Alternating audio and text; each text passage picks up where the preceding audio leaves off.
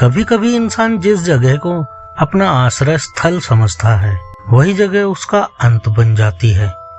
यह कहानी एक ऐसे द्वीप की है जहाँ कोई जाना नहीं चाहता। अमर, मोना, समर और रोजी, 4 दोस्त जो छुट्टी मनाने के लिए प्राइवेट शिप पर निकलते हैं। सब कुछ बहुत शानदार था, एक प्यारा शिप और दूर तक फैला समुद्र। लेकिन बीच रास्ते में उन्हें एक भयानक तूफान घेर लेता है। मोना चीखती है, समर शिप गलत तरफ जा रही है, कुछ करो। समर, मुझसे कंट्रोल नहीं हो रहा। तेज पानी के शोर के साथ शिप पलट जाती है। सभी की आंखों में अंधेरा छा जाता है और सब बेहोश हो जाते हैं। तीखी सुबह की धूप से अमर की आंख खुलती है। चारों एक वीरान द्वीप पर हैं। चारों को बहुत चोटें आई थी पर अभी वो जिंदा थे। पर चारों ओर घना जंगल और टूटी हड्डियां थी।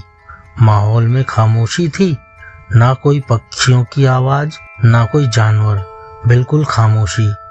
रोजी डरी हुई थी और घबराकर बोलती है, यह कौन सी जगह है?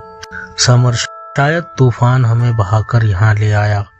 अमर, यार हमें कुछ खाने पीने का सामान इकट्ठा करना पड़ेगा क्योंकि हमारा शिप टूट चुका है और हम समंदर के बीच इस अनजान टापू पर फंस चुके हैं। वो चारों जंगल की तरफ बढ़ते हैं, लेकिन जंगल में अजीब सा सन्नाटा था। सभी को ऐसा महसूस हो रहा था जैसे कोई उन पर नजर रखे हुए है। कुछ समय भटकने पर उन्हें कुछ खाने लायक फल और एक छोटी सी झील मिलती है। झील देख सभी खुश हो जाते हैं। सभी उस झील में नहाते हैं और उसके किनारे फल खाकर लेटकर आराम करते हैं। लेकिन वहां की मिट्टी पर बड़े बड़े पंजों के निशान थे, न ही इंसान के ना ही जानवर के, पर उनसे भी बड़े थे। नेहा हैरानी से बोलती है, यह निशान किसके हैं? अमर कहता है, शायद कोई बड़ा जानवर, लेकिन यहाँ तो इंसान भी नहीं है और ना ही कोई जानवर दिखा है। रात होने लगती है। चारों आग जलाकर बैठते हैं। अचानक झाड़ियों से आवाज आती है।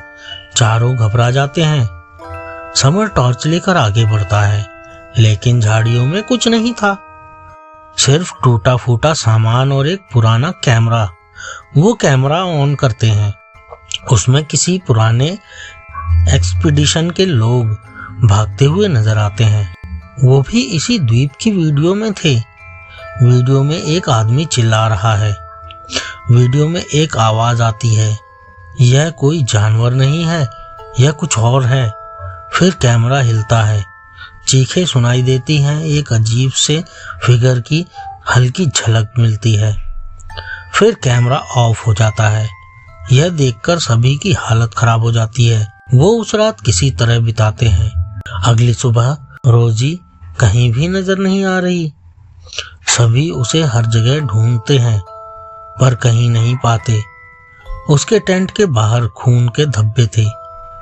मीरा रोने लगती है और बोलती है, वो गायब हो गई, कोई उसे उठा ले गया। अमर डरकर, यार यहाँ क्या चल रहा है, हमें यहाँ से निकलना होगा भाई। लेकिन समुद्र अपने पूरे उफान पर था। उनकी शिप भी टूट चुकी थी। अब रात हो जाती है और बाकी सभी आग जलाकर आग के पास बैठते हैं और बातें करते हैं। पर अचानक जंगल के अंदर से आवाज आती है, मदद करो। वह आवाज जानी पहचानी थी। सभी उस आवाज की तरफ भागते हैं क्योंकि वो आवाज रोजी की थी।